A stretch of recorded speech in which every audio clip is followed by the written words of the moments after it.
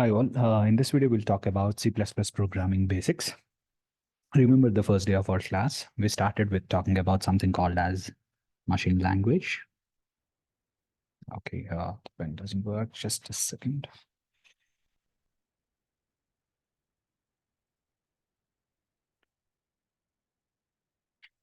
So in the first day of the class, we started our discussion with talking about machine language.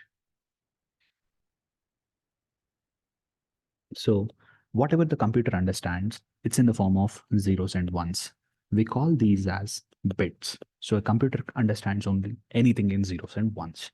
But we as humans, we prefer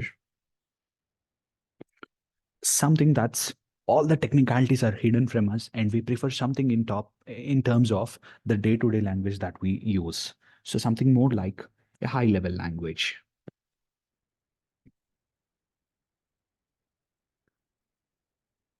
Language where all technicalities are hidden.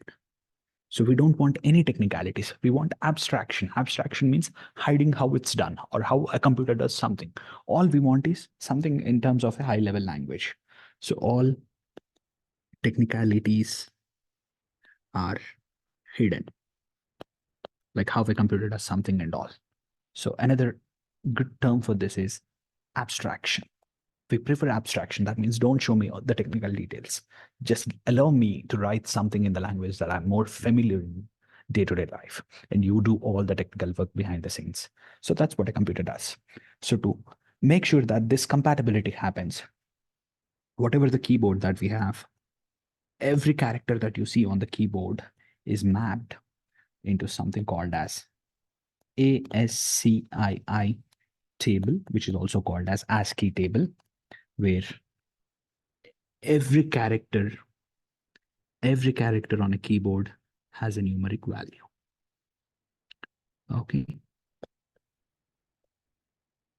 This is what we have been doing all this class. We have been typing code using keyboard, where every character that we see on the keyboard is having some other meaning in terms of computer, and computer does the work for us. Now, we've also discussed about von Neumann architecture.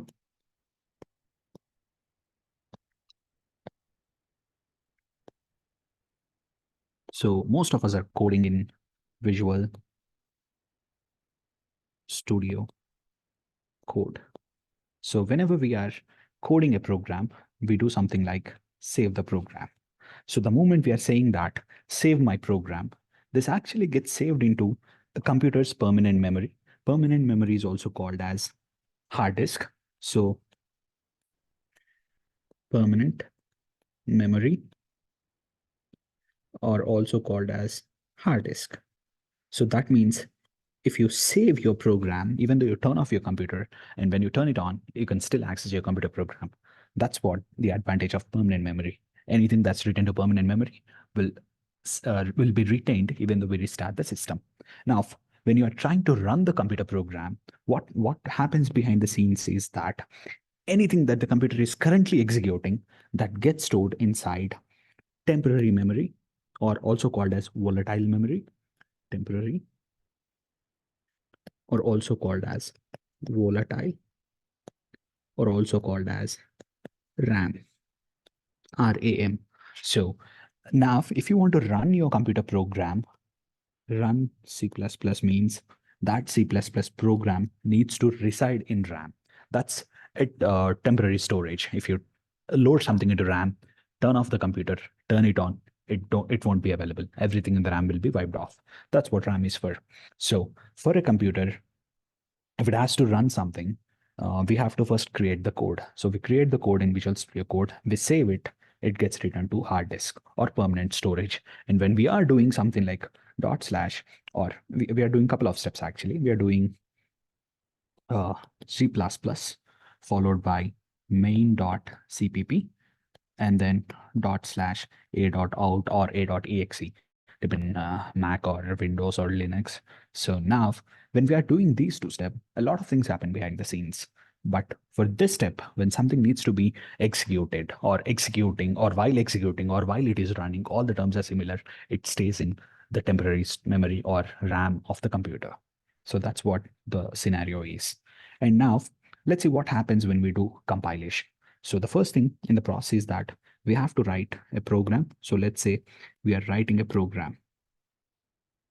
And always remember that we relied upon some help called as external libraries, something like hash include iostream, etc., which gives functionalities pretty much for scene, cout, and all some other stuff like show point, etc. So all of these are being done with the help of hash include iostream. So as soon as while writing program, it's a common tendency that we include these extra hash include things, which are called as preprocessor directives. So as soon as we write a program and we try to compile it, the first thing that kicks in is a preprocessor. The role of preprocessor is that it there is actually real time code written, real code written inside this file called io stream .h. There is some functionality written what scene should do, what cout should do. So what the compiler will do is it gets all of this code and replaces the single line with the entire chunk of code that's been written in a different file. So for us, it eliminates a lot of pain. I don't need to write a function or what scene needs to do, what cout needs to do. Someone has done it. All I'm doing is to get that, include that in my program. That's what a preprocessor does. And the preprocessor look for these symbols called hash symbols, anything that starts with a hash, and typically hash include. So these are preprocessor directives or preprocessor commands. The role of preprocessor is to, there's been some code written in a file, and I'm telling you which file it is. I'm giving you a queue in terms of hash include, and you go get it and replace it every single such line, like IF stream, F stream, replace all those lines with the actual code written in that corresponding file. That's what a preprocessor does. And right after the preprocessor, the compiler job kicks in. The role of compiler is to see that whether we have written a C++ program as per the rules or not. Like whether a function is a variable is named appropriately. Remember, we spoke at length about variable naming rules, and we have also seen some examples in our midterm one, like whether is it a illegal variable or not, is it a legal variable or not. We have seen all these examples. So like that, there are a wide variety of rules available, like whether to check whether a program is rules or not. And the term that we use for these rules is syntax. So the role of compiler is to check whether the code was written as per syntax or not. If it's written as per syntax, everything is good. And then next, another entity is available in this process called linker. The role of linker is that I'll write a piece of code in main.cpp, and there is some another CPP file which I'm making use of, like helper CPP. So the role of linker is that it combines both of these and creates final version. So that's what linker does. And eventually there enters something called as loader. The role of loader is that it puts the program into computers temporary memory or RAM. So here is the permanent storage, which is hard disk. From hard disk to RAM is what loader does. So for a program to execute, it has to be in RAM. So anything when we say execute, run, it has to be in RAM. And that's what a loader is doing. It gets the code into RAM, and thereon we run the program. That's it. These are the steps that we typically do. And that's what these are for. And always remember, we have different types of libraries. Please go through all these libraries, like what IOStream does, what all functionalities does it offer to you, and what IOManip does, and what FStream does. Go through all of this, and there's a slight confusion, like for example, show point. Some of these are available from IOStream, not IOManip. So go through what's actually available in IOManip, like setw, etc., alignments, and so on. So please be careful of these fine differences. And also Another point that I'd like to emphasize here is that we have also used something called as scene.fail, scene.clear, scene.ignore. Know what these three are doing. One is setting the flag that it's a failure.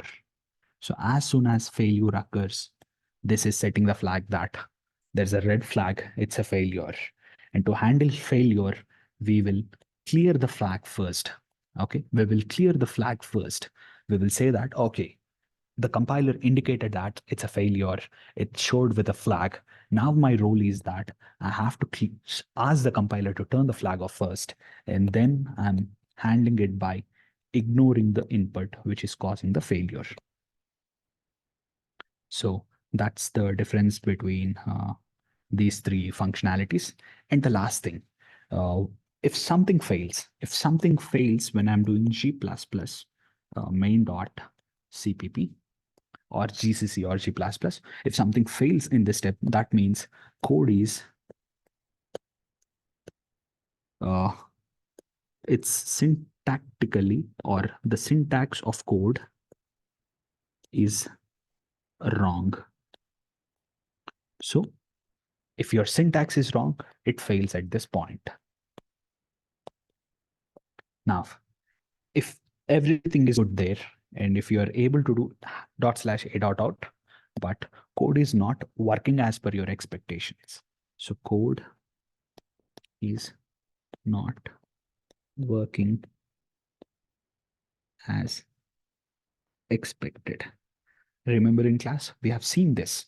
What happens with division by zero, with division operator when we give denominator as zero? The code doesn't work as expected, but it's syntactically correct, but it doesn't do what we want it to do. So such examples are called as semantic errors. And remember, it's the responsibility of the programmer to write semantically correct code as well as syntactically correct code. Syntactically incorrect code is caught by the compiler, whereas syntactically correct code, semantic wrong code, is not caught by the compiler. We have to work on this process called debugging. So remember this terms in this video.